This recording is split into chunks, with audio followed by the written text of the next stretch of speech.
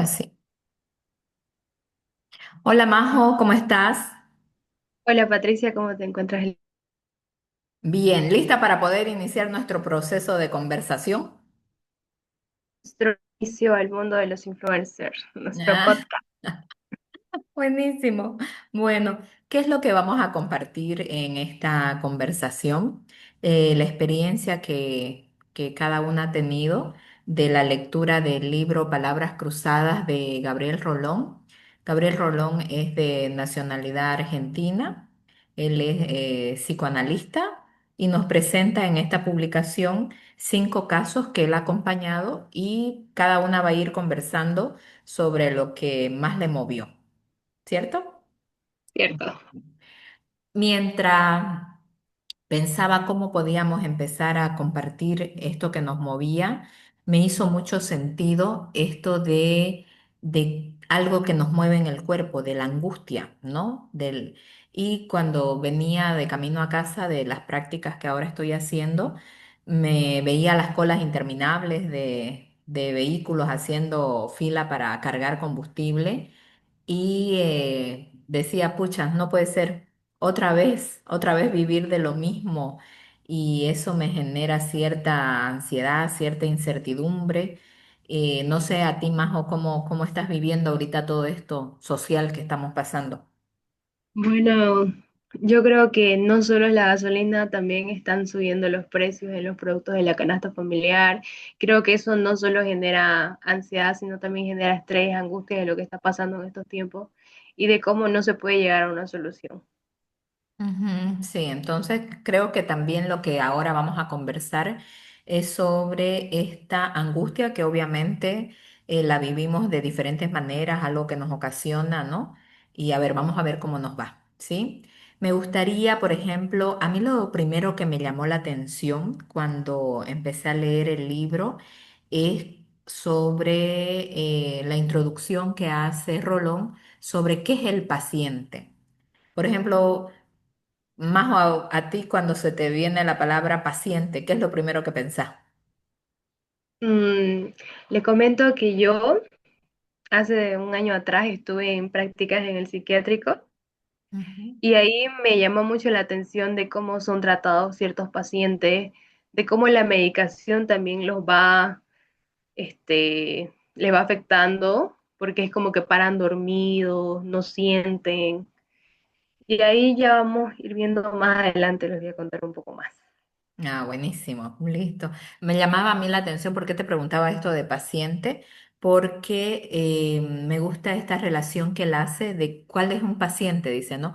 Un paciente en un proceso analítico es alguien que de manera voluntaria asiste porque algo lo angustia, algo que le acontece en el cuerpo, quiere resolverlo. Es alguien que se expone voluntariamente a buscar, como dice, una verdad, ¿no?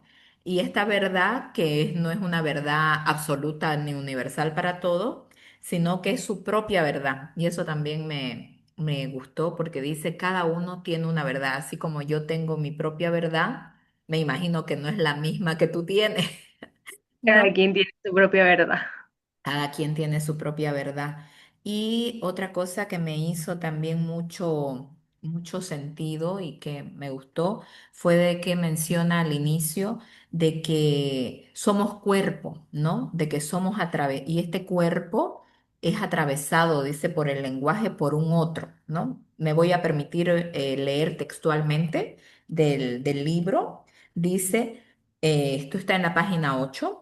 Dice, no hay sujeto sin cuerpo, pero no basta con que exista un cuerpo para que haya un sujeto.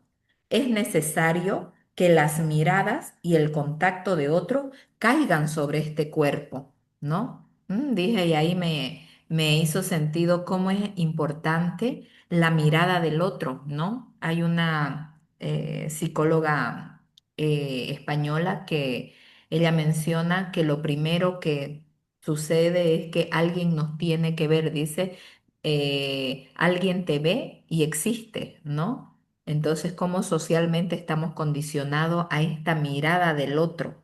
Y no sé si tú leyendo los casos también se relaciona con esto, cómo nos ve el otro o qué esperan los otros de nosotros, ¿no? Siento que más que todo los seres humanos somos dependientes de ese aprecio, de ese cariño. Como se dice, somos sociables nosotros. Ujú. Sí, y en esto de la mirada del otro, también hay otro elemento importante que es el lenguaje, ¿no? Porque él dice tenemos que ser atravesados por el lenguaje. Este cuerpo, para ser cuerpo y para qué es lo que nos humaniza, ¿no? Para ser cuerpo tenemos que aprender y comunicarnos, ¿no? Que es lo que nos diferencia de los animales.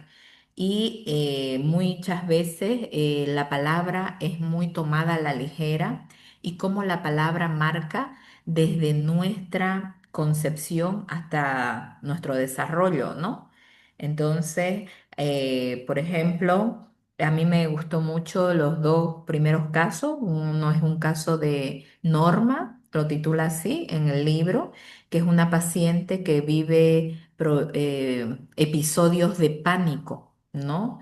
Y a través del acompañamiento ve cómo, o sea, de lo que decíamos, esta cómo se vive a través del cuerpo. Ella sentía que le daban ataques de taquicardia, sentía que iba a morir por este proceso de angustia que era tan fuerte, ¿no?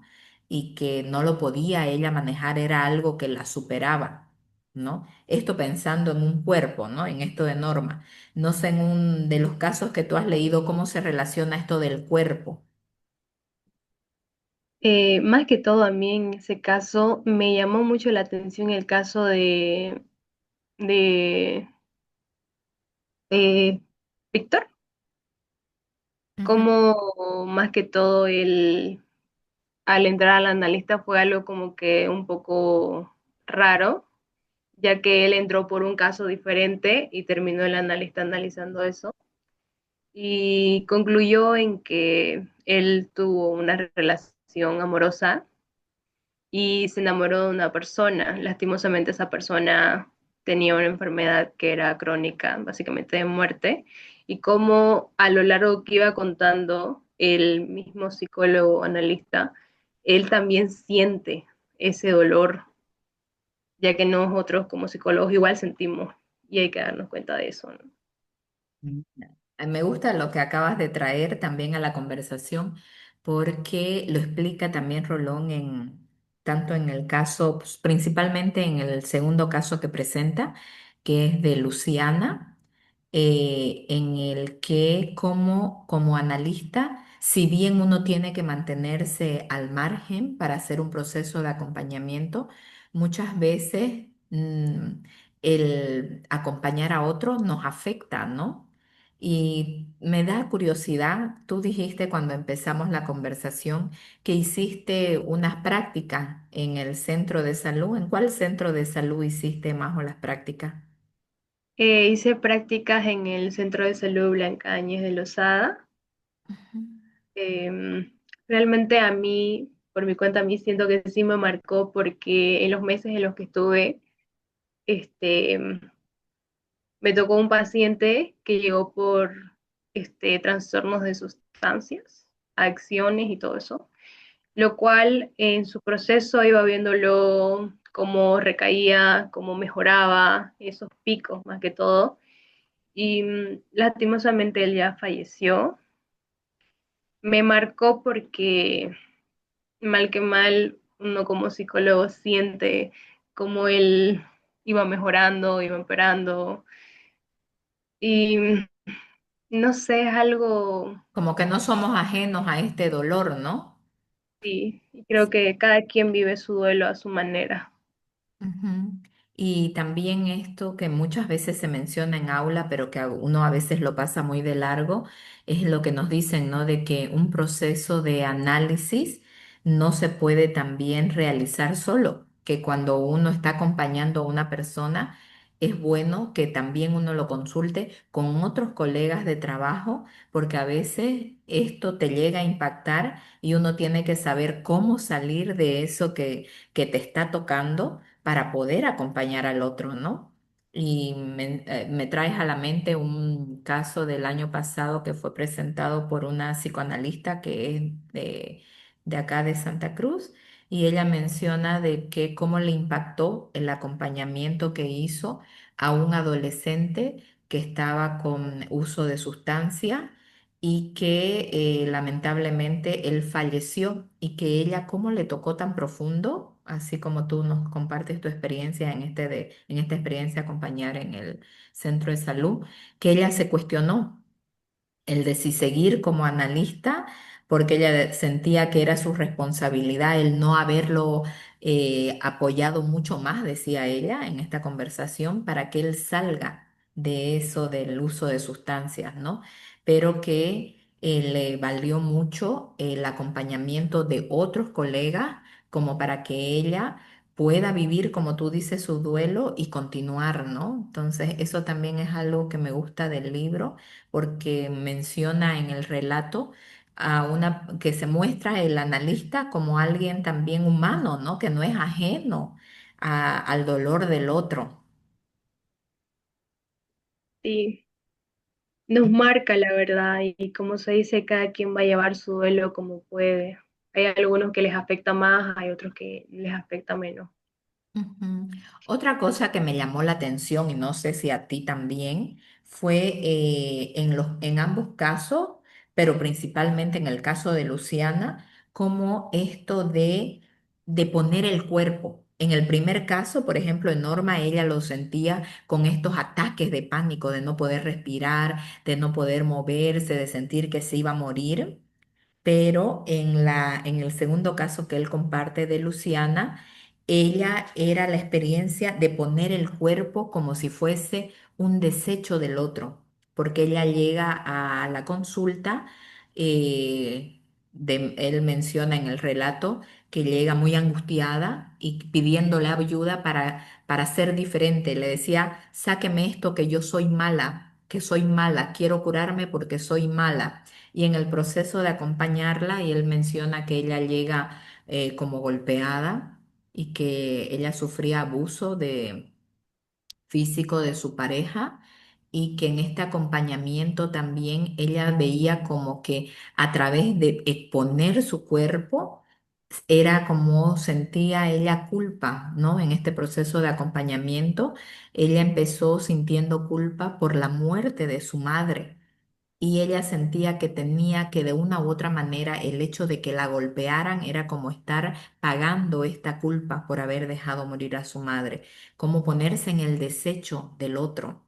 No sé si en los casos, si a ti te pasó esto, también que a mí me llamó la atención, cómo también nos ponemos ponemos el cuerpo también a disposición de un otro, ¿no? Porque creemos que tenemos que ser castigados.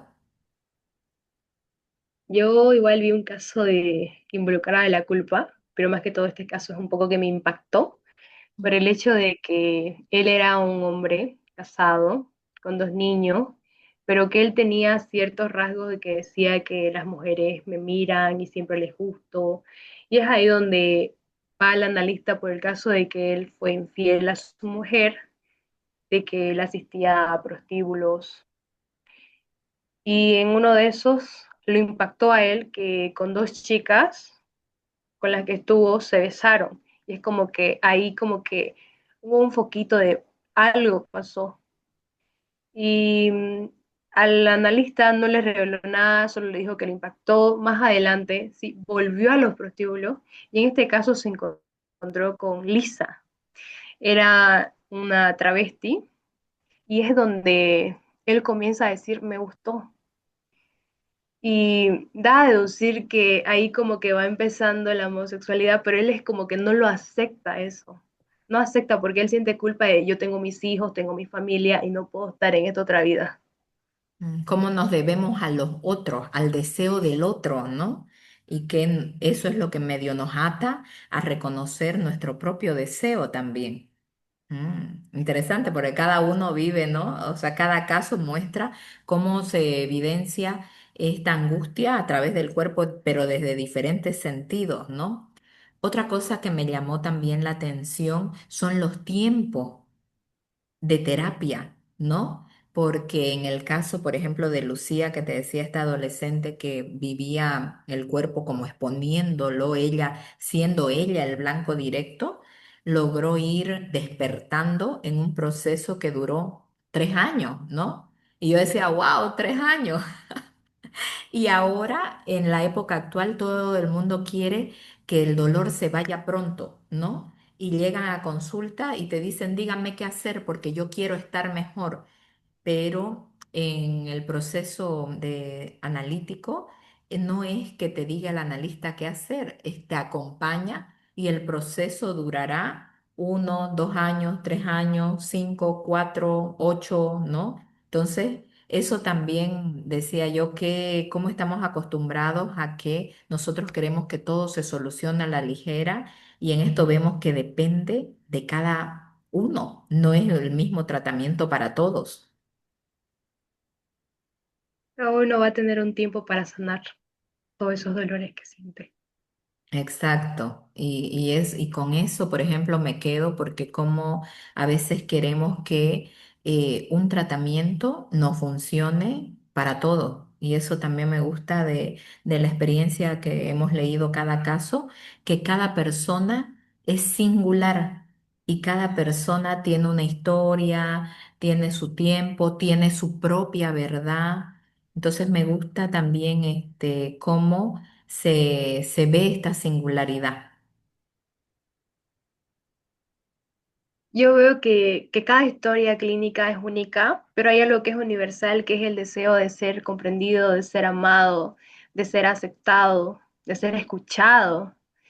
Y me doy cuenta de que la palabra, cuando es propia y cuando es escuchada, puede llegar a cambiar el transcurso de la vida de la persona. Es muy importante asistir al psicólogo, ya que no solo debemos basarnos en lo que es la salud física, sino también la salud psicológica. Ujú. Bueno, nos quedaríamos hablando de todos los casos un montón, pero ¿qué te parece? Esto es como un primer inicio, así que ya hemos empezado, pero ha sido un gusto, Majo, compartir contigo las experiencias y lo que te tocó de esta lectura Palabras Cruzadas y ya estaremos, ¿te parece? Compartiendo más adelante también. Ahora hemos hablado sobre la angustia y cómo toca esto en el cuerpo, los tiempos, la experiencia de cada una. Y más adelante haremos nuestro segundo podcast para ver otras cosas que hayan tocado y desde otros temas. Síganos y suscríbanse a este canal. Yeah. Bueno, muchísimas gracias, Majo, y ya vamos viendo cómo nos va yendo en estas conversaciones. Gracias.